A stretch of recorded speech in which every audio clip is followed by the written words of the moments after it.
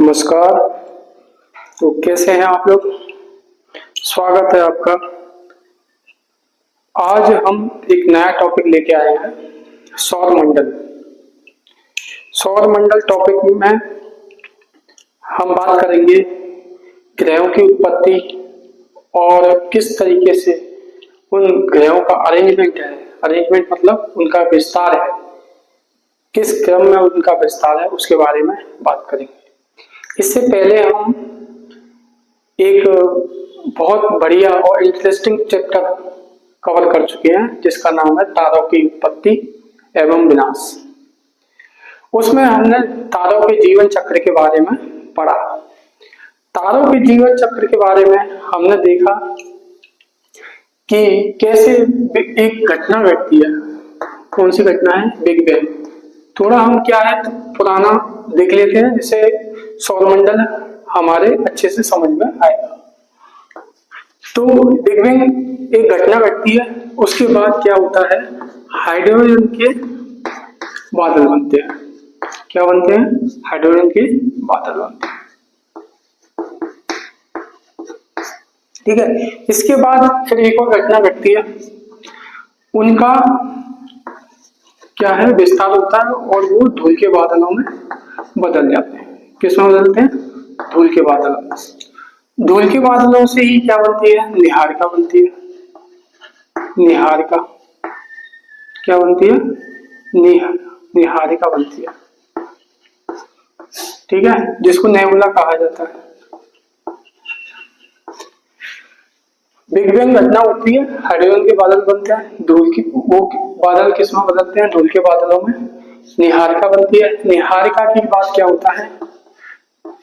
तारों की उत्पत्ति होती है। क्या होती है? तारों की उत्पत्ति होती है। और यही निहारिका क्या है? आकाशगंगा में परिवर्तित होती है। तो उसमें हमने एक चीज जानी कि किस तरीके से आकाशगंगाओं का विस्तार हो रहा है, किस तरीके से आकाशगंगाएं फैल रही हैं। फिर हमने उसमें तारों की उत्पत्ति के बारे में जाना कि किस तरीके से तारे बनते हैं, कैसे न्यूट्रॉन तारा बनता है, कैसे ब्लैक होल बनता है। पिछली वाली वीडियो में अगर आप मेरे चैनल पर जा रहे हैं तो आप उसको देख सकते हैं। बहुत ही साइंटिफिक तरीके से और बिल्कुल बेसिक तरीके से मैंने उसको समझाया है। इसमें जो तारों की उत्पत्ति है, जो पिछली वाली वीडियो में बात कर रहा हूँ, जो तारों की उत्पत्ति है उसको इस तरीके से समझाया गया है कि शायद ही आप महंगे से महंगा अगर आप कोर्स लेंगे तो उसमें वह चीज नहीं मिलेगी। मिल भी जाएगी तो उस तरीके से नहीं मिलेगी जिस तरीके से मैंने समझाया। तो तारों की उत्पत्ति के बारे में जब हमने देखा तो किस तरीके से वह लाल दानव बनता है।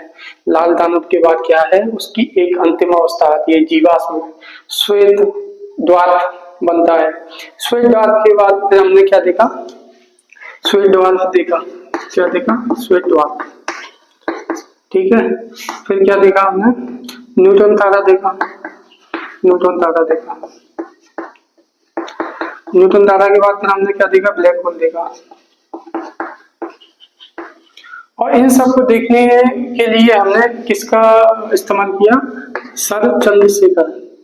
सर चंद्रशेखर जी का। किनका इस्तेमाल किया? सर चंद्रशेखर जी का। ठीक है, जिनको 1983 में क्या मिला? नोबेल मिल चुका है। 1983 में क्या मिला? नोबेल प्राइज मिल चुका है। ठीक है, उस चंद्रशेखर सीमा को हमने देखा। चंद्रशेखर सीमा देखा किस तरीके से हमने 1.44 ms को, जो कि क्या है सूर्य का द्रव्यमान है, उसके बारे में हमने जाना और किस तरीके से वह न्यूट्रॉन तारा बनता है और किस तरीके से वह श्वेत द्वारपुंज सफेद वामन बनता है और किस तरीके से वह न्यूट्रॉन तारा बनता है और न्यूट्रॉन तारे के बाद किस तरीके से ब्लैक होल में वह बदलता है। इसके बारे में भी हमने विस्तार पूर्वक जानकारी ली। अब हम बात करेंगे सौर मंडल के बारे में कि किस तरीके से हमारा सौर मंडल का निर्माण हुआ है। इससे पहले हम इसको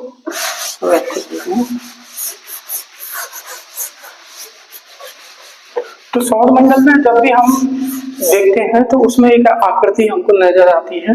उस आकृति, वो सबसे महत्वपूर्ण आकृति कौन सी है? वो है सूर्य।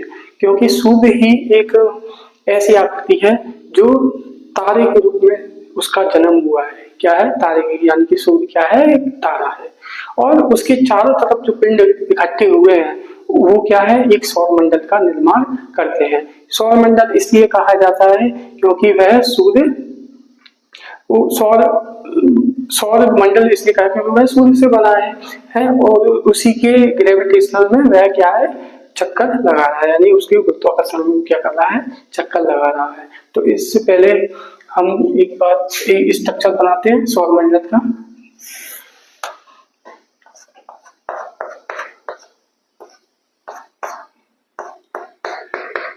क्या है? सूर्य। क्या है ये? सूर्य है।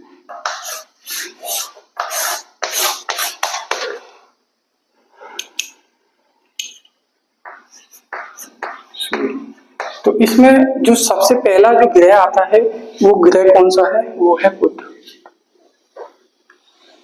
कौन सा ग्रह है? बुध ग्रह है। बुध ग्रह आता है।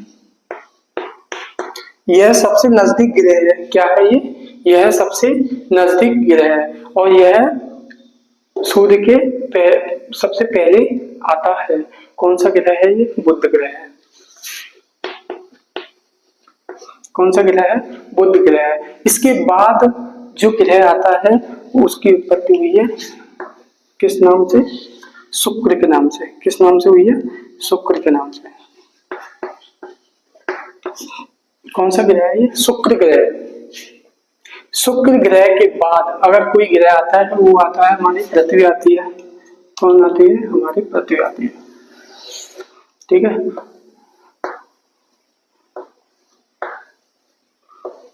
ये हमारी पृथ्वी आती है।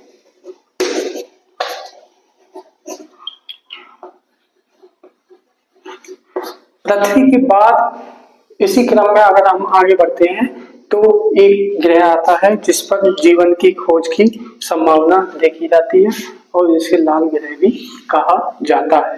क्या कहा जाता है? लाल ग्रह भी कहा जाता है क्योंकि इसमें क्या है? आयरन की मात्रा ज्यादा है। क्या है? आयरन की मात्रा ज्यादा है। मंगल ग्रह। ठीक है।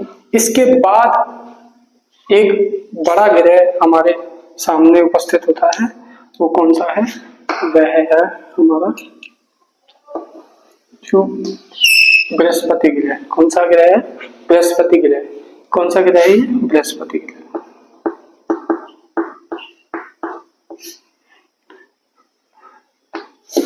ये कुछ इस तरीके से, क्योंकि इस पर गैसों का क्या है? बहुत सारा अंबार है। गैसों का क्या है? बहुत सारा अंबार है। अंबार बोले तो बहुत ज्यादा क्या है? इस पर गैसें हैं।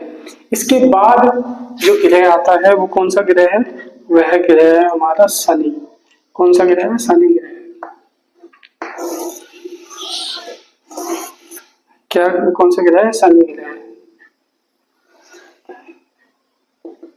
इसके सबसे ज्यादा वलय पाए जाते हैं। क्या पाए जाते हैं? वलय। वलय मतलब इसके चारों तरफ घूमने वाले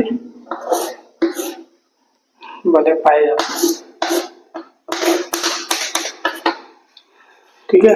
इसके बाद नेक्स्ट जो ग्रह आता है वो कौन सा आता है? अरुण आता है। कौन सा आता है? अरुण। दूसरा ग्रह कौन सा आता है? वरुण आता है। कौन सा ग्रह है? अरुण। और ये कौन सा है? ये शनि है। ठीक है। और इसके बाद कौन सा आता है? वरुण आता है। वरुण। वैज्ञानिकों के अनुसार अब वर्तमान में जो ग्रहों की संख्या है वो 8 है। पहले कितनी थी? पहले थी 9। पहले कितनी थी? 9 थी। मगर अब कितनी है? अब है 8। और इसके बारे में भी हम बताएंगे जो 9वां ग्रह था उसको कैसे बाहर कर दिया गया।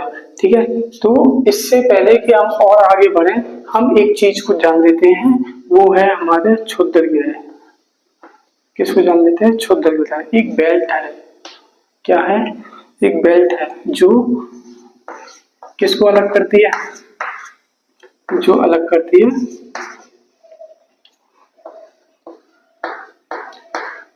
मंगल और बृहस्पति के बीच की एक सीमा बनाती है। ठीक है, मंगल और बृहस्पति के बीच की क्या बनाती है, एक सीमा बनाती है, जिसे हम क्या कहते हैं, क्षुद्र ग्रह कहते हैं। क्षुद्र मतलब बहुत छोटे हैं, इन ग्रहों की अपेक्षा कैसे हैं, बहुत छोटे हैं। अब हम बात करेंगे इसके बारे में।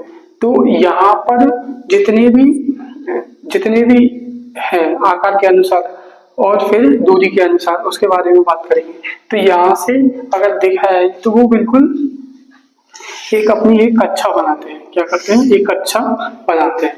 तो ये क्या कर रहे हैं, सूर्य के चारों ओर चक्कर लगा रहे हैं। सूर्य के चारों ओर क्या कर रहे हैं, चक्कर लगा रहे हैं। सूर्य के चारों ओर चक्कर लगा रहे हैं। देखो ये इनकी एक अलग बेल्ट है, सबकी सब अपना अपना एरिया है। तो ये हो गया हमारा सौर मंडल। क्या हो गया, ये सौर मंडल हो गया। क्या हो गया, सौर मंडल हो गया।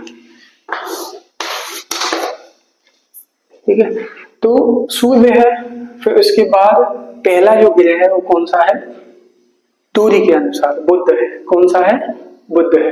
फिर क्या है, शुक्र है, फिर पृथ्वी है तीसरे नंबर पर, फिर मंगल है, बृहस्पति है, शनि है, अरुण है, वरुण है। एक और ग्रह था जो क्या था, यम और प्लूटो के नाम से था, जो कि दूसरे ग्रह की कक्षा काटता था। उसके बारे में भी हम बताएंगे। इसके बाद एक बेल्ट आती है, इसके बाद एक इसी के तरीके से एक बेल्ट आती है, इसको कहते हैं कूपर बेल्ट।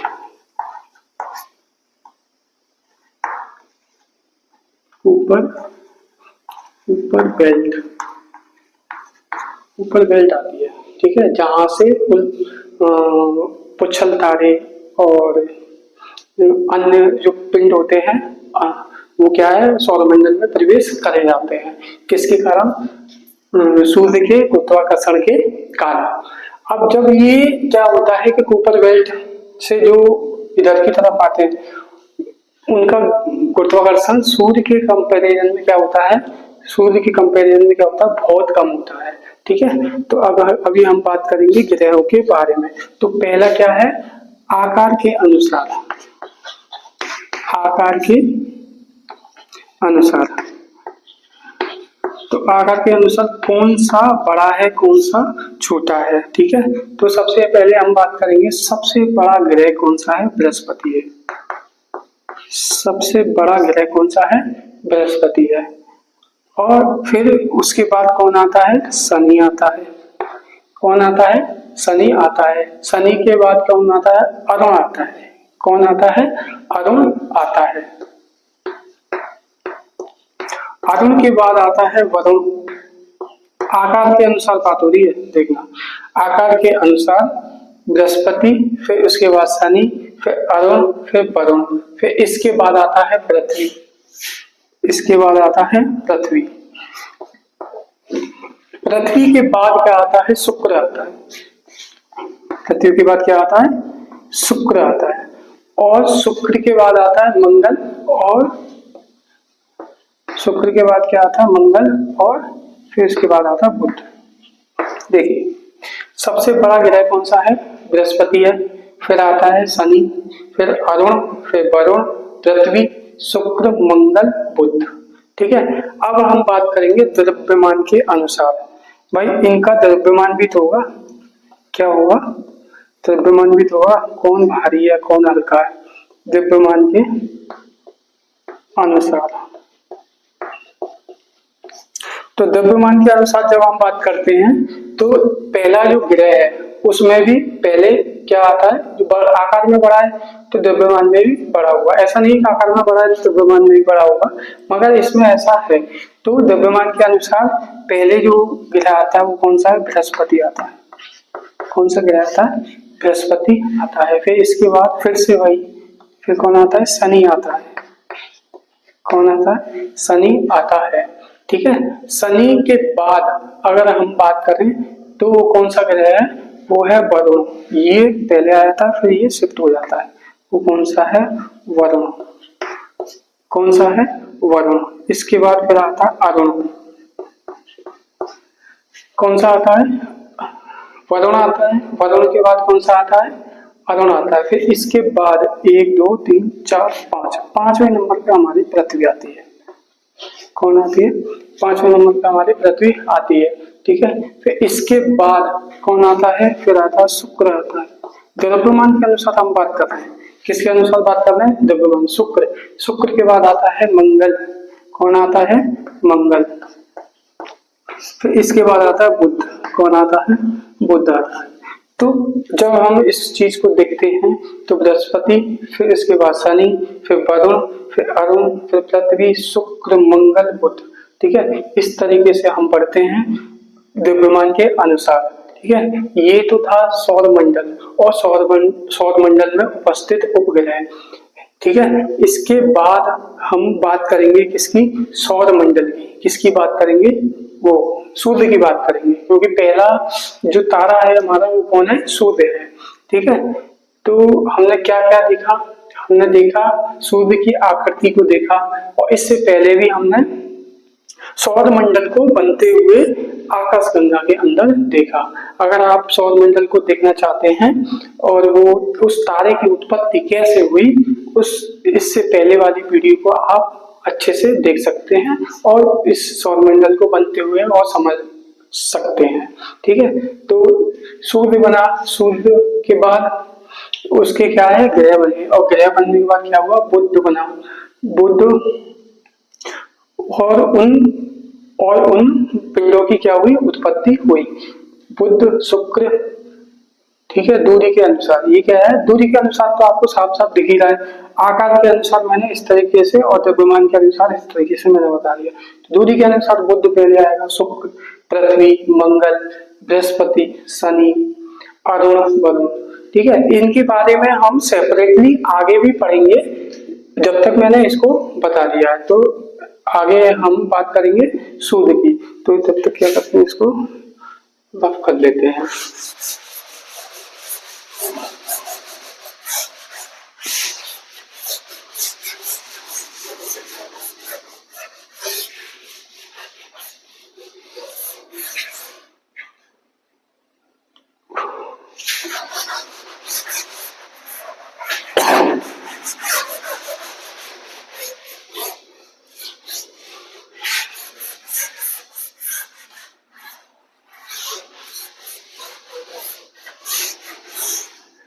एक चीज और देख लेते हैं, जो बुध से लेके मंगल तक, कहां तक? बुध से लेके मंगल तक जो ग्रह होते हैं वो ग्रह कौन से होते हैं? पार्थिव ग्रह होते हैं। कौन से होते हैं? पार्थिव ग्रह होते हैं। और क्षुद्र ग्रह के बाद कौन? क्षुद्र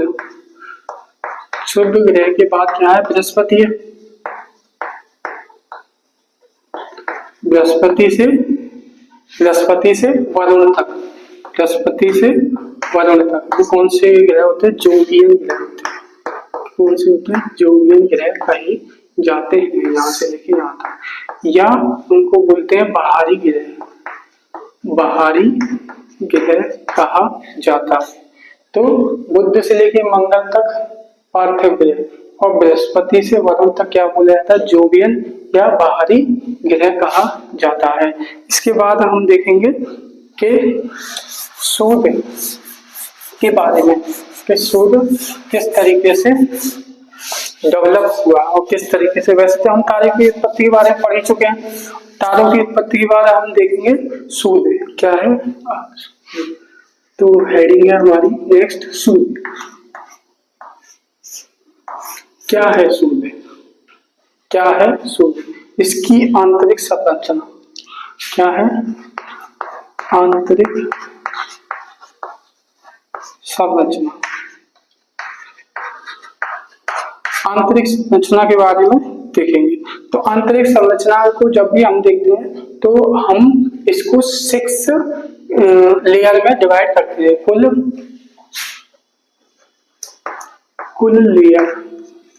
कुल लेयर क्या है? 6 है। इससे पहले कि थोड़ा बता दें कि जैसे हम बात करें लेयर की, तो लेयर में सबसे पहले जो सेंटर में जो लेयर आती है वो कौन सी आती है? कोर आती है। कोर कोर क्या कोर का जो टेम्परेचर वो है 15 मिलियन डिग्री सेल्सियस। कितना है? 15 मिलियन डिग्री सेल्सियस। इसके बाद क्या है? रेडियो एक्टिव जोन आता है। क्या आता है? रेडियो एक्टिव जोन आता है। फिर कन्वेक्टिव कन्वेक्टिव जोन आता है। ठीक है, संवहन मंडल। ठीक है, संवहन मंडल। और फोटोस्फीयर आता है, फिर क्रोमोस्फीयर आता है। क्रोमोस्फीयर के बाद कोरोना आता है। तो 6 लेयर है इसकी। पहला कौन सा है? कोर है। फिर कोर के बाद क्या है? रेडियो एक्टिव जोन है। रेडियो के कन्वेक्टिव यानी संवहन जोन है। फिर है फोटोस्फीयर यानी प्रकाश मंडल है। प्रकाश मंडल के बाद फिर आता है क्रोमोस्फीयर, फिर आता है कोरोना। ठीक है, तो हम पहले बात करेंगे कि इसमें ऐसा क्या होता है कोर में, तो जो उसमें प्रकाश उत्पन्न होता है। देखो, सूर्य के केंद्र से क्या होता है? फोटोन यानी प्रकाश निकलता है। प्रकाश जो निकलेगा वो किसके रूप में निकलता है? फोटोन के रूप में निकलता है। और 3 लाख किलोमीटर पर सेकंड से ये बाहर की ओर आता है। अब सोचने वाली बात ये है, मान के चलिए ये है कोर, ये है हमारे कोर। क्या है ये? कोर। कोर है तो इसमें जो टेम्परेचर है, इसका जो टेम्परेचर है 15 मिलियन डिग्री सेल्सियस। कितना? 15 मिलियन डिग्री सेल्सियस, है ना। इसके बाहर एक और जोन आता है, वो जोन है, जोन भी लिख सकते हैं और लेयर भी कह सकते हैं इसको, है ना। तो वो कौन सा है? वो है हमारा, वो कौन सा है? इसको पहले यहाँ कर लेते कोड। ये है कोड। फिर इसको रेडियो एक्टिव जोन, यानी कि इसमें रेडियो एक्टिव पदार्थों की क्या होती है? रिएक्शन होती रहती है। रेडियो एक्टिव पदार्थों की क्या होती है? रिएक्शन होती रहती है। ठीक है, इसके बाद जो आता है वो आता है कन्वेक्टिव जोन। कौन सा आता है? Convective zone. कौन सा आता है? कन्वेक्टिव जोन, जो तीसरी लेयर है। तो वो कौन सा है भाई? वो है कन्वेक्टिव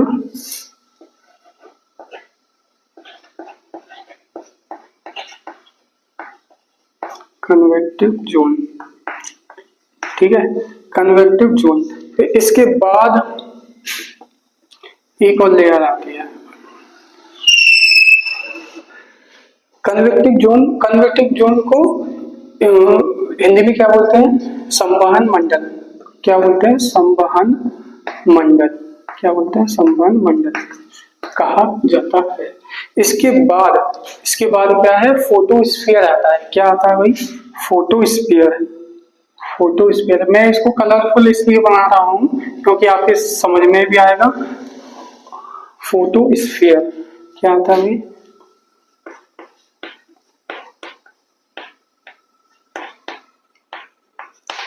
क्या आता है? फोटोस्फीयर। तो फोटोस्फीयर को क्या बोलते हैं? प्रकाश मंडल कहते हैं। क्या बोलते हैं? प्रकाश मंडल कहा जाता है। ठीक है, प्रकाश मंडल के बाद क्या आता है? क्रोमोस्फीयर आता है। क्या आता है भाई? क्रोमोस्फीयर।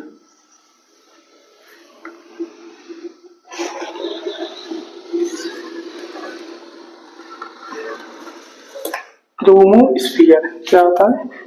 क्रोमोस्फीयर।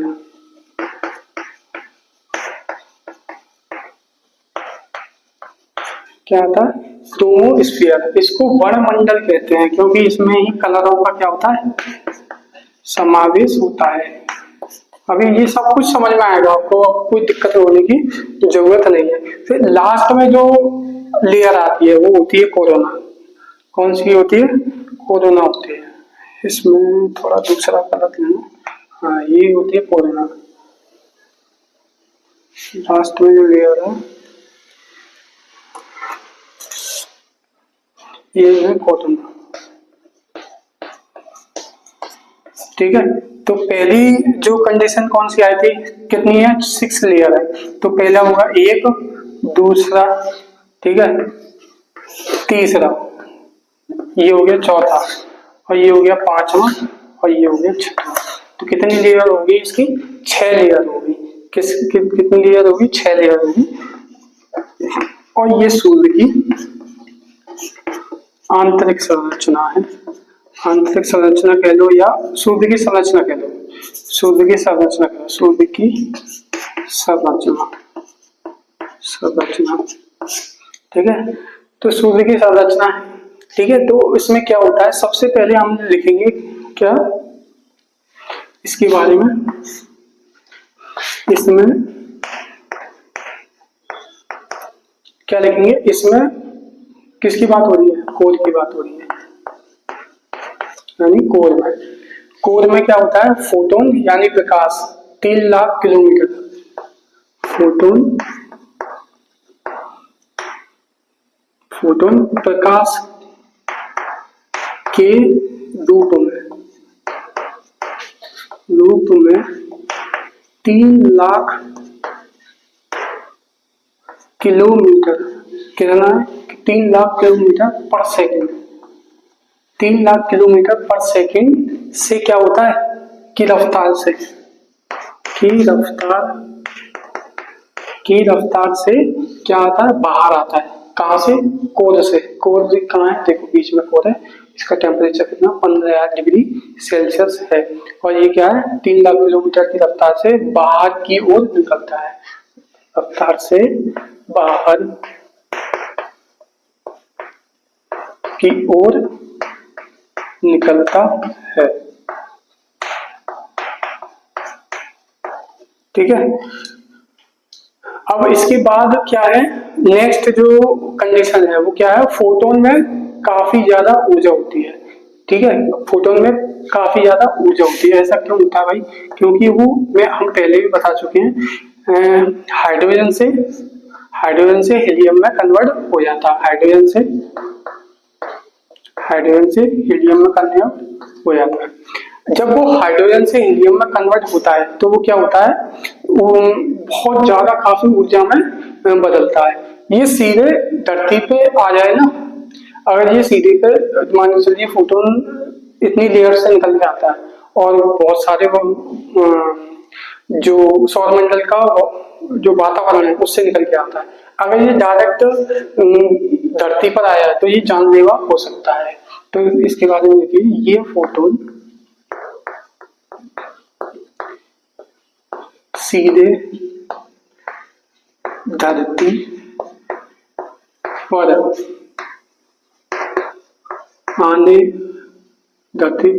आने पर जानलेवा हो सकता है। अगर ये सीधे धरती पर आ गया तो ये क्या हो जाएगा, जानलेवा हो जाएगा, क्योंकि इसमें अपार ऊर्जा होगी, क्या होगी, अपार ऊर्जा होगी, ठीक है।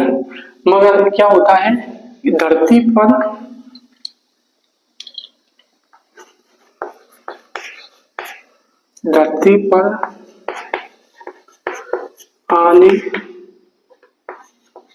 आने से पहले, धरती पर आने से पहले ये क्या बहुत पुराना हो चुका होता है, क्या होता है, बहुत पुराना हो चुका है, यानी कि इसकी जो ऊर्जा है वो बहुत काफी पुरानी हो चुकी होती है। धरती पर आने से पहले यह ऊर्जा काफी, देखो इसको आप लिखते चलेंगे तो अच्छा है, क्योंकि ये बुक में तो नहीं मिलने वाला। यह ऊर्जा काफी पुरानी हो चुकी होती है, ठीक है, हो चुकी होती है, ठीक है। और जिस फोटोन को सूर्य के कोर से बाहर सतह आने में कुछ सेकंड लगने चाहिए थे, तो मतलब बहुत कम सेकंड में ये बाहर आ जाना चाहिए था, क्योंकि इसकी जो गति है वो कितनी है, 3 लाख किलोमीटर पर सेकंड है, 3 लाख किलोमीटर पर सेकंड है, ठीक है। तो इसको बाहर आने में क्या होना चाहिए, 3 लाख किलोमीटर पर सेकंड से क्या होना चाहिए, बाहर आना चाहिए, तो कुछ सेकंड लगने चाहिए थे। मगर इसको बाहर आने में क्या होता है, 10 लाख साल लग जाते हैं। 10 लाख साल लग जाते हैं। ऐसा क्यों होता है वो मैं बताऊंगा, ठीक है। तो फोटोन को बाहर आने के लिए, फोटोन को बाहर आने के लिए कुछ ही दूरी तय करनी पड़ती है, या फिर ये कह दो फोटोन को बाहर आने के लिए कुछ समय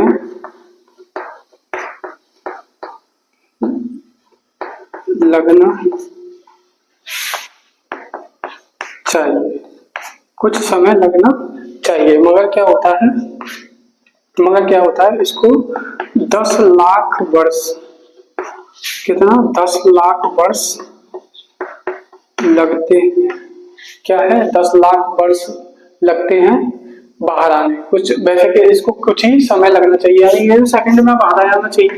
भाई 3 लाख किलोमीटर पर सेकंड से अगर कोई चीज आ रही है तो वो क्या है कि बहुत जल्दी आ जाना चाहिए, ठीक है। मगर ये क्या है, 10 लाख वर्ष लगते हैं कहाँ तक, सतह तक आने में, पृथ्वी की सतह तक आने में। तो 10 लाख वर्ष लग जाते हैं।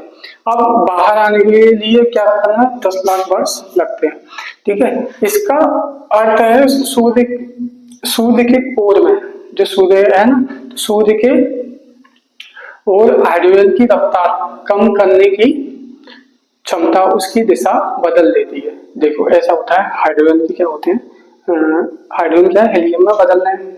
हाइड्रोजन क्या है, हेलियम में बदल रहे हैं। मगर क्या हो रहा है कि इसमें इसका मतलब समझो पहले तो। फोटोन को अगर कुछ समय लगना चाहिए, कुछ सेकंड में क्या आ जाना चाहिए, बाहर आ जाना चाहिए, मगर उसको क्या है 10 लाख वर्ष लग रहे हैं। क्या लग रहे हैं, 10 लाख वर्ष लगते हैं। तो इसका मतलब क्या हुआ, सूर्य की ओर जो हाइड्रोजन की रफ्तार है कम करने से क्या होता है, इसकी दिशा बदल देती है। इसकी दिशा क्या हो जाती है, बदल देते हैं। क्यों, देखो बीच में क्या हो जाता है, फोटोन आ रहे हैं वहां, फोटोन के बीच में क्या है, हाइड्रोजन की क्या है, लेयर है। हाइड्रोजन की क्या है, एक लेयर है। वो क्या कर देती है, फोटोन की रफ्तार को कम कर देती है। फोटोन की रफ्तार को कम कर देती है। अब देखो फोटोन तो आ रहे थे, उनको आ जाना चाहिए था, क्या सेकंडों में आ जाना चाहिए था। टाइम कितना लग रहा है, 10 लाख वर्ष लग रहा है।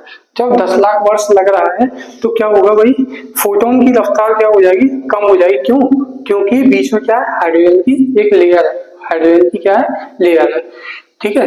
अब सूर्य के अपनी, भाई सूर्य भी तो अपनी दूरी पे घूम रहा है।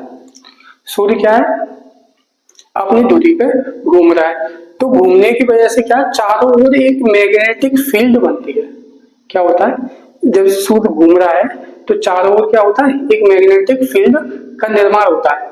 अब ये इतना शक्तिशाली होता है कि फोटोन को अपने अंदर जकड़ लेता है, ठीक है। तो एक तो ये था कि सूर्य के अंदर क्या होते हैं, हाइड्रोजन होते हैं। हाइड्रोजन की रफ्तार कम करने के साथ ही उसकी दिशा बदल जाती है। जैसे कि हाइड्रोजन क्या करते हैं, उसकी फोटोन की रफ्तार को कम कर देते हैं। अब क्या है कि एक फील्ड जनरेट होती है। अब फील्ड जनने के बाद क्या होता है, फील्ड कौन सी होती है, मैग्नेटिक फील्ड होती है। वो क्या करती है, फोटोनों को जकड़ लेती है। अच्छा, अब एक चीज और होती है, दो मैग्नेटिक फील्ड क्या होती है, आपस में टकराती है। दो मैग्नेटिक फील्ड आपस में जब टकराती है, जैसे मैग्नेटिक फील्ड ऊपर बन रही है, फिर एक नीचे बन रही है, वो मैग्नेटिक फील्ड आपस में टकराती है। तो जब वो टकराती है तो इतनी अपार ऊर्जा निकलती है कि हजारों परमाणु बम को फोड़ दिया गया वो एक साथ, ठीक है। इतनी एनर्जी निकलती है। इसी समय फोटोन क्या करते हैं, मौका देखते हैं, वो क्या है, आजाद हो जाते हैं और पृथ्वी की यात्रा पर निकल जाते हैं। तो जो फोटोन हमको दिख रहे हैं वो क्या है, वो फोटोन है जो मैग्नेटिक फील्ड से बच गए हैं। वो कौन से फोटोन है जो मैग्नेटिक फील्ड से बच गए। तो अब हम क्या लिखेंगे, सूर्य अपनी धुरी पर घूम रहा है, धुरी पर क्या हो रहा है, घूम रहा है। इससे क्या हो रहा है, इससे एक चीज हो रही है, इससे ये हो रहा है कि उसके सराउंडिंग, उसके चारों ओर, उसके चारों ओर क्या हो रहा है, मैग्नेटिक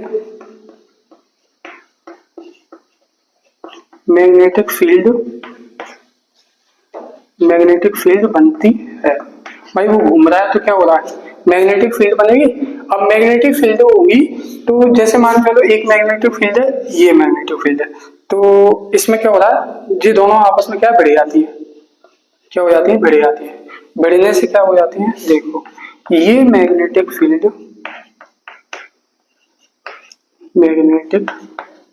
फील्ड जब आपस में टकराती है तो ऐसा तुम्हें तो अपार ऊर्जा उत्पन्न करती है, बहुत सारी ऊर्जा उत्पन्न होती है। वो ऊर्जा हजारों परमाणु, क्या होती है, हजारों परमाणु के फूटने के बराबर होती है। हजारों परमाणुओं के फूटने के बराबर होती है। और इसी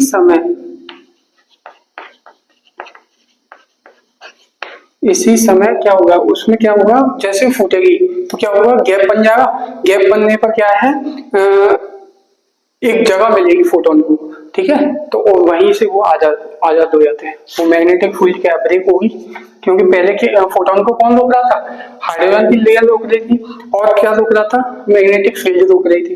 क्योंकि अगर वो डायरेक्ट आते तो कुछ ही सेकंडों में आते, और शायद मैं समझता हूँ पृथ्वी तो क्या और भी जो पिंड थे वो उनका भी निर्माण होना संभव नहीं था।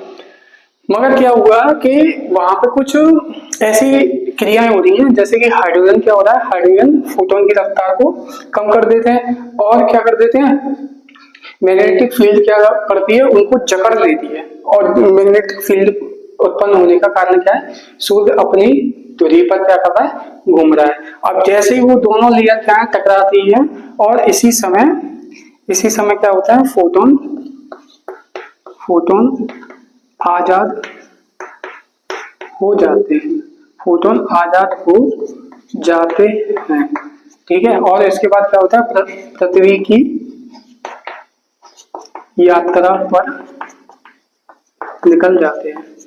क्या होता है भाई, पृथ्वी की यात्रा पर निकल जाते हैं, ठीक है। फिर इसके बाद फिर क्या है, इसके बाद क्या है, जो बाह्य सतह देखो, जो बाह्य सतह है हमारे आंखों तक पहुंचने में इससे कितना टाइम लगता है, 8 मिनट 30 सेकंड का समय लगता है, ठीक है, बाह्य सतह से, ठीक है, सूर्य के बाह्य सतह से, यानी कि ये बाह्य सतह, और इस बाह्य सतह से हमको, जैसे मान लो ये पृथ्वी है, इसके बीच तक आने के लिए 8 मिनट 30 सेकंड का 8 मिनट 30 सेकंड का क्या लगता है, समय लगता है। इसको बाहर आने के लिए कितना लगता है, 8 मिनट 30 सेकंड का समय लगता है, ठीक है। अच्छा, सूर्य को क्या कहा जाता है भाई, सूर्य को सौरमंडल का जनक कहा जाता है।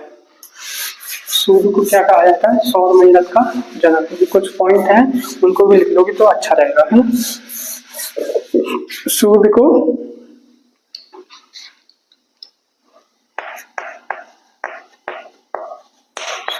सौरमंडल का क्योंकि वो एक तारा है और उसी से क्या है, बाकी सारे क्या है, पिंड बने हैं। सौरमंडल का जनक, सौरमंडल का जनक कहा जाता है। फिर इसके बाद क्या है, आकाश गंगा में स्थित ये क्या है, एक तारा है। आकाश गंगा में स्थित एक तारा है, ठीक है।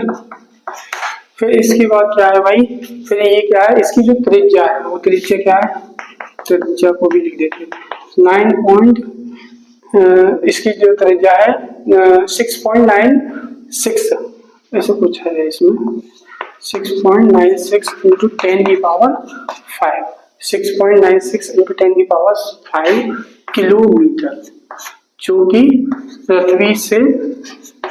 पृथ्वी से कितनी ज्यादा गुना है, ये 10 गुना है, यानी कि इसका 10 गुना, पृथ्वी से कितना है, 10 गुना। वर्तमान आयु कितनी है भाई इसकी, वर्तमान आयु कितनी है, 4 बिग बैंग घटना कब घटी, बिग बैंग घटना घटी 13.7 वर्ष, अरब वर्ष, कितना 13.7 अरब वर्ष, ठीक है। पूर्व क्या हुआ था, बिग बैंग हुआ था, ठीक है। तो सूरज कितने साल का हो गया भाई, 4.73 अरब वर्ष का हो चुका है, ठीक है, वर्ष, अरब वर्ष, ठीक है। अपने अक्ष पर ये कितने हैं भाई, इसका भी एक अक्ष है, ठीक है, इसका भी एक क्या है, अक्ष है, वो क्या है, 7 डिग्री है।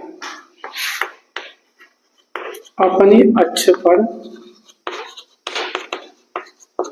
कितना, अपने अक्ष पर 7 डिग्री का कोण बनाते हुए, 7 डिग्री का कोण बनाते, 7 डिग्री का कोण बनाते हुए घूमता है भाई, 7 डिग्री का कोण बनाते हुए घूमता है। प्रतिवर्ष एक तारामंडलों से होकर गुजरता है भाई, प्रतिवर्ष। अभी हम तारामंडल के बारे में पढ़ेंगे, क्या है तारामंडल, क्या होते हैं तारामंडल, नक्षत्र, सबके बारे में देखेंगे।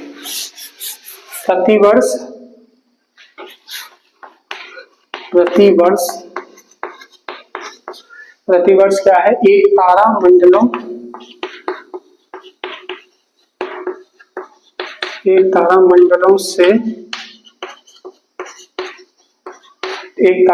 से होकर गुजरता है, एक तारामंडलों से होकर गुजरता है। प्रत्येक माह एक राशि से दूसरी राशि में संक्रमण करता है, प्रत्येक माह एक राशि से दूसरी राशि में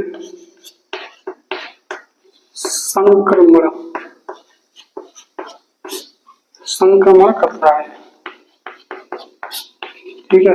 हर माह एक राशि से दूसरी राशि में संक्रमण करता है। गैसीय पिंड है, क्या है भाई, गैसीय पिंड है, जिसमें सबसे ज्यादा क्या है, हाइड्रोजन, सबसे ज्यादा क्या है, हाइड्रोजन, जिसकी मात्रा कितनी है, 71% है, कितनी है, 71% है। तो भाई हीलियम कितना है भाई, हीलियम इसमें 26 के लगभग है, 26, हाँ 26.5%, हीलियम कितना है, 26.5%। और अन्य तत्व कितने हैं, अन्य तत्व कितने हैं, 2.5%। अच्छा, ऊर्जा के जो स्रोत में केंद्र में हाइड्रोजन परमाणु का नाभिकीय क्या होता है, क्योंकि तारे का ही कॉन्सेप्ट है, क्योंकि ये बना कैसे, तारे से बना है। ऊर्जा का स्रोत केंद्र में हाइड्रोजन परमाणुओं का नाभिकीय संलयन द्वारा हीलियम परमाणुओं में बदलना है, ठीक है। इसमें ऊर्जा का जो स्रोत है, क्या करना है इसमें, और देख लेते हैं। ऊर्जा का स्रोत, ऊर्जा का स्रोत क्या है, ऊर्जा का स्रोत क्या है, वो क्या है, नाभिकीय संलयन, नाभिकीय संलयन, नाभिकीय संलयन है। ठीक है, नाभिकीय संलयन है वो क्या है, हाइड्रोजन का हीलियम में कन्वर्जन। क्या स्रोत है, ऊर्जा का स्रोत क्या, नाभिकीय संलयन और हाइड्रोजन का हीलियम में कन्वर्जन। तो इसमें हमने क्या क्या देखा कि यह अपनी अक्ष पर 7 डिग्री पर घूम रहा है। ठीक है, सौरमंडल का जनक है और इन लेयरों के बारे में भी हमने जाना। तो किस तरीके से यह आगे बढ़ता है तो उसको हम और भी देखेंगे। अब फोटोन बाहर आ तो गए, मगर उन फोटोनों को बाहर आने से पृथ्वी पर और हमारे वातावरण पर और किस तरीके से वो सूर्य से बाहर आते हैं इसको हम देखेंगे। तो हमने क्या देखा, फोटोन बाहर आ रहे हैं। फोटोन बाहर आने में क्या हो रहा है कि हाइड्रोजन उसको रोक लेते हैं। क्यों रोक लेते हैं, क्योंकि यहाँ पे क्या होता है, हाइड्रोजन की सेल होती है। क्या होती है, सेल होती है। इसको थोड़ा बना देते हैं, हाइड्रोजन की सेल होती है इस तरीके से। तो इन्हीं से होते हुए फोटोन क्या करते हैं, बाहर आते हैं। इस तरीके से सेल बनी रहती है और ये इसकी 6 लेयर तक आते आते क्या हो जाती है, छोटी होती चली जाती है। तो इसी से क्या होते हैं, फोटोन बाहर आते हैं। क्या आते हैं, फोटोन बाहर आते हैं। ठीक है, एक चीज और कर लेना, ये जो कोर का जो टेम्परेचर बताया था वो था 15 मिलियन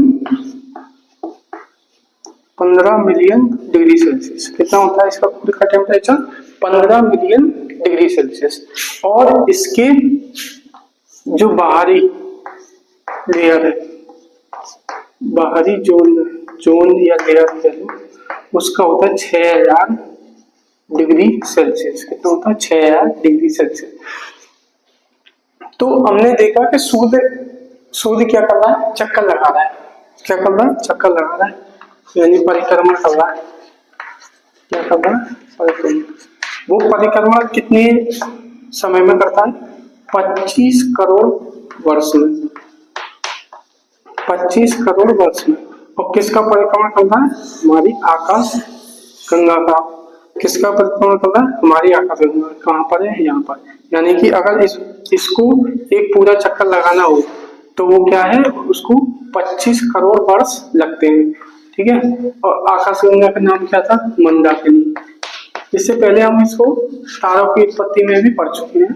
आकाश गंगा के अलावा हमारी मंदाकिनी।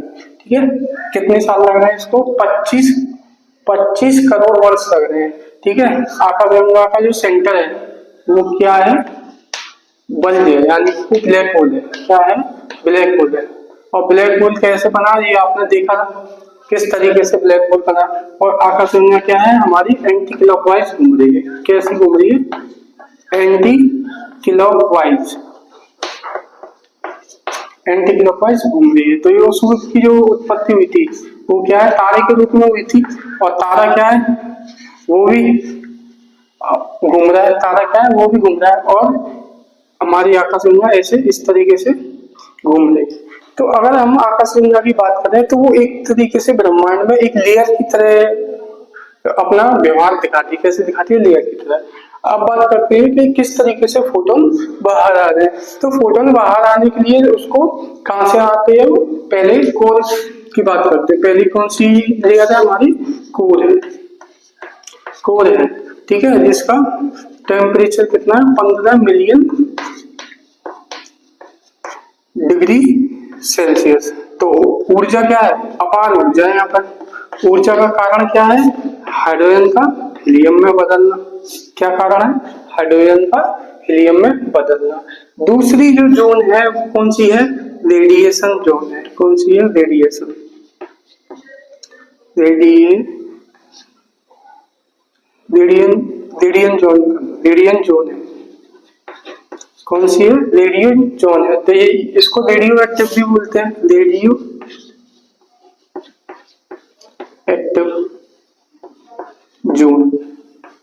ठीक है, इसको रेडियो एक्टिव जोन भी कहा जाता है। ये जोन वही है जहां से अल्फा और गामा किरणें निकलती हैं।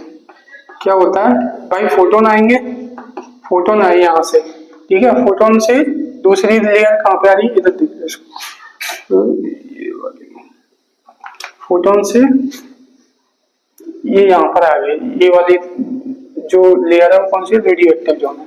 तो यहाँ पर जब आएंगे फोटोन तो वो क्या करेंगे, एक अभिक्रिया करेंगे, ठीक है, और अभिक्रिया करेंगे, उसमें क्या है, अल्फा और गामा किरणें निकलेंगी, और क्या होगा, फोटोन होंगे, यहाँ पे क्या होंगे, फोटोन होंगे,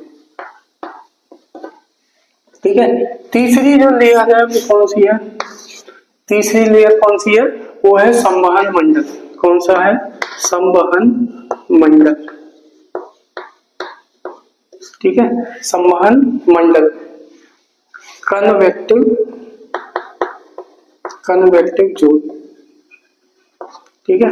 तो फोटोन जब इसमें प्रवेश करेंगे तो क्या होगा, हाइड्रोजन सेल से होते हुए जाएंगे, कहां से, हाइड्रोजन सेल से होकर निकलेंगे, और ये क्या करते हैं, उसकी फोटोन की रफ्तार को क्या कर देते हैं, फोटोन की रफ्तार को कम कर देते हैं, फोटोन की रफ्तार को क्या कर देते हैं, कम कर देते हैं, ठीक है। अब जब ये फोटोन की रफ्तार को कम कर देंगे तो क्या होगा, एक चीज और हो रही है, वो क्या है कि सूर्य क्या है, 7 डिग्री पर अक्ष पर झुका हुआ है, अक्ष पर झुका हुआ है, ठीक है। और क्या हो रहा है, और क्या हो रहा है, घूर्णन कर रहा है, क्या करता है, घूर्णन कर रहा है। घूर्णन करने से एक चीज और हो रही है, वो क्या हो रही है, मैग्नेटिक फील्ड जनरेट हो रही है, मैग्नेटिक फील्ड बन रही है, ठीक है, मैग्नेटिक फील्ड बन रही है। जब दो मैग्नेटिक फील्ड, अभी इससे पहले हमने जो अभी पढ़ाया था उसके बारे में भी थोड़ा देख लें। दो मैग्नेटिक फील्ड क्या होती है, आपस में टकराती है, दो मैग्नेटिक फील्ड क्या होती है, आपस में टकराती है, तो क्या होता है, क्या होता है, ऐसा प्रतीत होता है कि हजारों परमाणु बम को, कितने, हजारों परमाणु बमों को क्या है, एक साथ फोड़ दिया हो, क्या हो, फोड़ दिया हो। तो अब इतने एक परमाणु बम में क्या है, एक सिटी को नष्ट करने के बराबर क्या ऊर्जा होती है। अगर एक परमाणु अगर किसी जगह फोड़ दिया जाए तो एक सिटी को तबाह कर सकता है, तो ये तो हजारों, तो मान के चलो पृथ्वी तबाह हो जाए, इतनी ऊर्जा होगी, तो अपार ऊर्जा निकलती है, क्या होती है, अपार ऊर्जा निकलती है। और फिर क्या होता है भाई, फोटोन को क्या हो जाते हैं, यहाँ से फोटोन हो जाते हैं आजाद, फोटोन हो जाते हैं आजाद हो जाते हैं, फोटोन आजाद होते हैं और पृथ्वी की यात्रा पर निकल जाते हैं, पृथ्वी की तरफ क्या हो जाते हैं, निकल जाते हैं। अब इसके बाद जो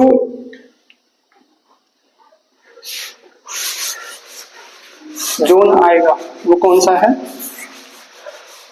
इसके बाद जो जोन आएगा वो प्रकाश मंडल, कौन सा है, प्रकाश मंडल, प्रकाश मंडल, यह वही मंडल है जिसे हम क्या करते हैं, देख सकते हैं, क्या करते हैं, देख सकते हैं, ठीक है। पृथ्वी से हमें जो दिखाई देता है वही प्रकाश मंडल है। तो प्रकाश मंडल को क्या कहते हैं, फोटोस्फीयर, फोटोस्फीयर,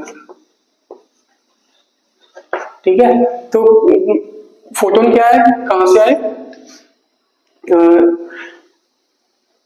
कौन सा था ये, हाँ ये वाला, हाँ, संवहन मंडल से कहाँ पहुंचे, फोटोस्फीयर, प्रकाश मंडल पे पहुंच गए। अब प्रकाश मंडल से क्या है, वो बाहर आएंगे, बाहर आने पर क्या है, उसमें क्या होगा, एक क्या होगा, एक वायुमंडल बनेगा, एक क्या बनेगा, वायुमंडल बनेगा, वायुमंडल क्या बनेगा, वायुमंडल बनेगा, ठीक है। तो जब वायुमंडल बनता है, ठीक है, उसी को हम कहते हैं वर्णमंडल, क्या कहते हैं, वर्णमंडल।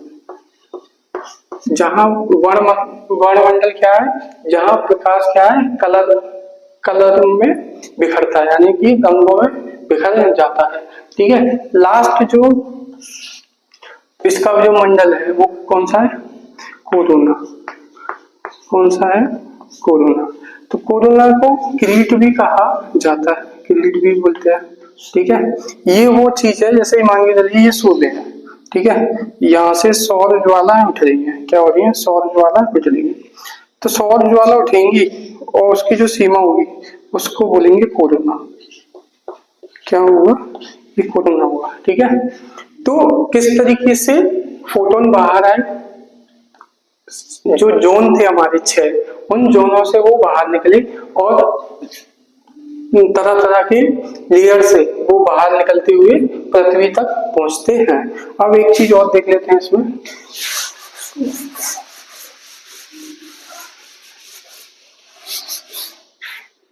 वो चीज क्या है कि जैसे ही फोटोन बाहर निकलते हैं, ठीक है, प्रकाश मंडल से परमाणुओं का तूफान उठता है। प्रकाश मंडल से परमाणुओं का तूफान, प्रकाश मंडल से परमाणुओं का तूफान उठता है, जो सूर्य के आकर्षण शक्ति को क्या क्या कर देता है? बाहर चला जाता है। तूफान उठता है, हाँ ठीक है, उठता है, जो सूर्य की आकर्षण शक्ति से बाहर चला जाता है। क्या हुआ? परमाणु यहाँ से तूफान उठा और वो क्या हुआ? उसकी आकर्षण शक्ति से बाहर चला जाता है। ठीक है, जब यह अच्छा ये जब क्या होता है? जब यह पृथ्वी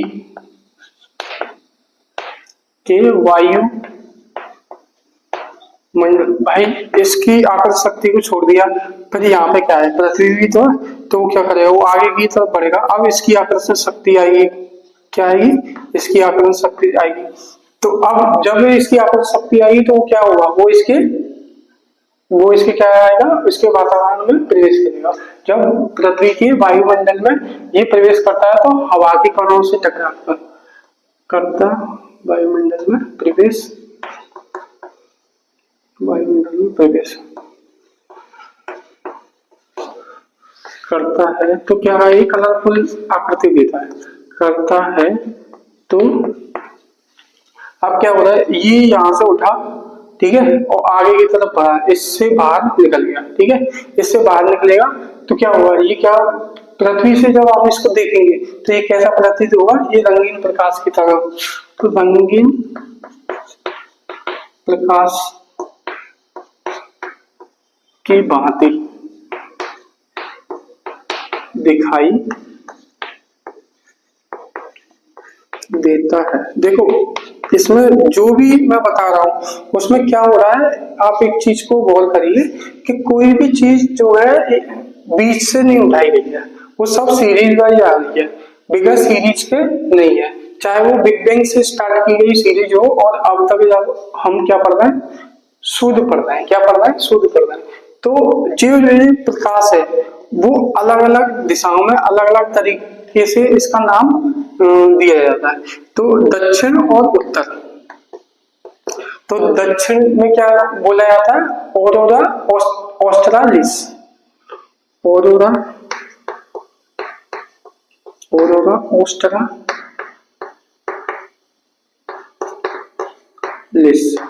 ठीक है। और उत्तरी ध्रुव में क्या बोला जाता है? ऑरोरा बोरियलिस। ऑस्ट्रालिस और बोरियलिस याद रखें, ऑरोरा बोरियलिस, ठीक है। तो इस प्रकाश को क्या बोला जाता है? दक्षिण में ऑरोरा ऑस्ट्रालिस और उत्तर में ऑरोरा बोरियलिस बोला जाता है। ठीक है, तो अब एक चीज और है, ये प्रकाश उठेगा तो कुछ तो अभिक्रिया होंगी वहां पे। क्या क्या अभिक्रिया होंगी वो हम देख लेते हैं। प्रकाश कहाँ से उठेगा? सूर्य से तो उठेगा, सूर्य की सतह से उठेगा। जब ये सूर्य की सतह से उठेगा तो वहां पे कुछ तो परिवर्तन आएगा। वो परिवर्तन क्या आएगा उसके बारे में हम देख लेते हैं।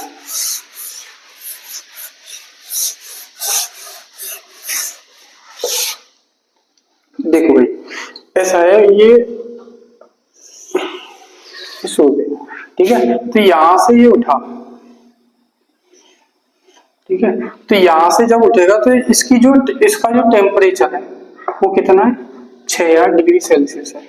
और इसी को क्या बुलाया था, सौर ज्वाला बुलाया था। क्या बुलाया था, सौर ज्वाला, जो हमारी पृथ्वी पर पहुंचती है, ठीक है।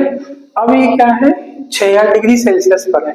तो जैसे ही ये ऊपर उठेगा, तो जहां से ये उठेगा, जैसे मान के चलो यहां से उठाइए, यहां से उठा, ये इसका इक्वेटर मान लो, ये क्या है, इक्वेटर मान लो सन का, ये सूर्य है, ठीक है, 0 डिग्री।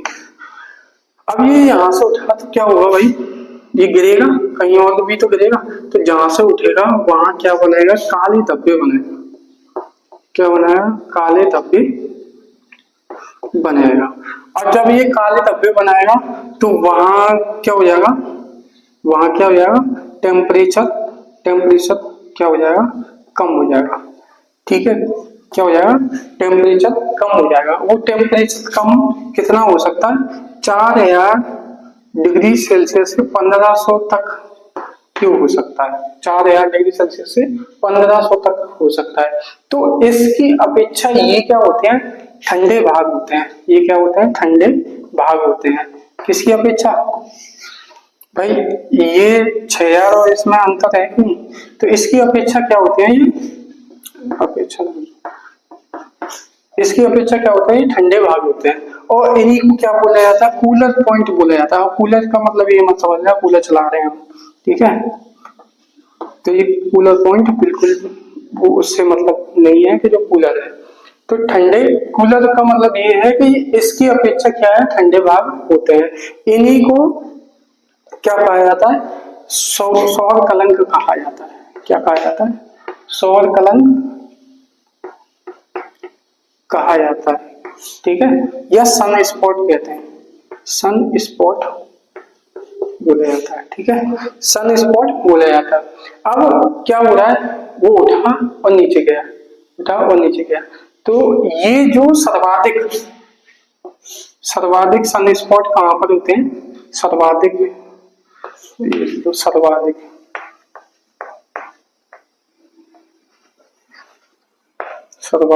सौर कलंक इक्वेटर पर होते हैं। ऐसा क्यों है भाई, ऐसा इसलिए क्योंकि वो कोर क्या है, हाइड्रोजन से हीलियम में बदल रही है।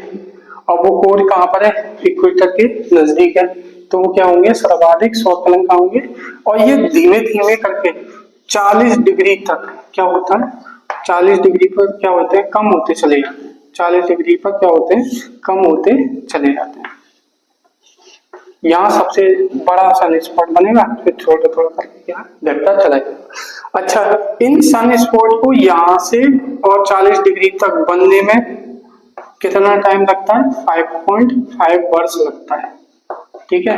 और इसको वापस आने में कितना लगता है, 5.5 वर्ष लगता है। तो इसका क्या मतलब होगा कि ये पूरा सौर चक्र, जो सौर चक्र है, सौर चक्र है किसका, सौर कलंक का, वो 11 वर्षों में पूरा होता है। कितने वर्षों में पूरा होता है, 11 वर्षों में, 5.5 और 5.5 कितना हो गया, 11 वर्ष में पूरा होता है, ठीक है। अच्छा, एक चीज और है, ये चुंबकीय विकिरण उत्पन्न करते हैं। जब ये चुंबकीय विकिरण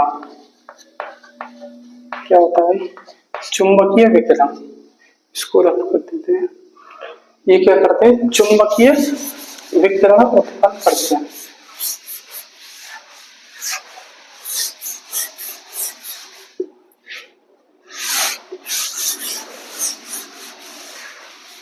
चुंबकीय विकिरण उत्पन्न करते हैं।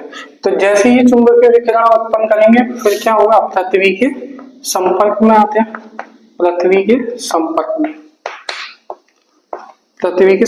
आते हैं। अब जैसे पृथ्वी के संपर्क में आएंगे तो क्या होगा, पृथ्वी की जो बेतार संचार प्रणाली है, बेतार बोले तो जिसमें तार का इस्तेमाल ना हुआ। बेतार संचार प्रणाली को क्या करते हैं, प्रभावित करते हैं।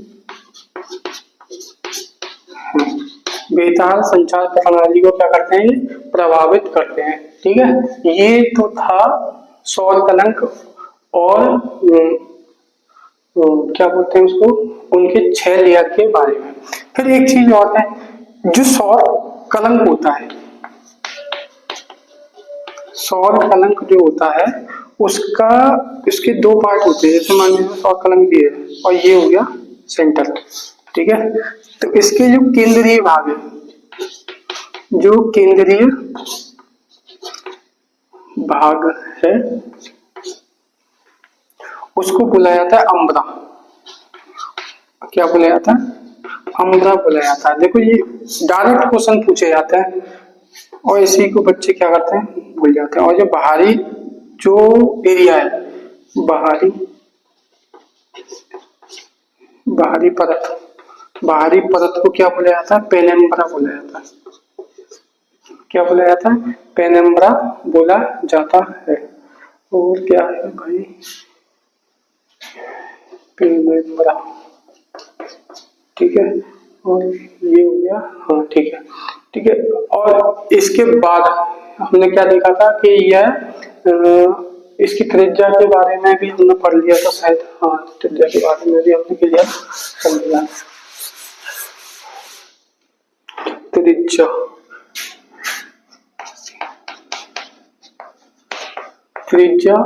कितनी होती है, 6,000 किलोमीटर होती है। तो इसका डबल कितना हो जाएगा, तो इसका व्यास देख लेते हैं, यानी कि डायमीटर लगभग हो जाएगा 1392 किलोमीटर। ये सूर्य का त्रिज्या और सूर्य का क्या है, व्यास है। ठीक है, और जो फोटोन होते हैं, फोटोन को एक मिलियन, कितना, 1 मिलियन वर्ष लगता है। कहां से, कोर से कहां पे, कोर से संवहन मंडल तक आने में, कोर से संवहन मंडल आने में। ऐसा क्यों हो रहा है, वो मैंने बताया था कि हाइड्रोजन के कारण। तो यहाँ पे हाइड्रोजन सेल क्या है, बड़ी है, और यहाँ पे क्या छोटी है। तो जैसे जैसे ये छोटी होती जाएगी, क्या है, हाइड्रोजन कम होती चली जाएगी, और फोटोन क्या करेगा उसको,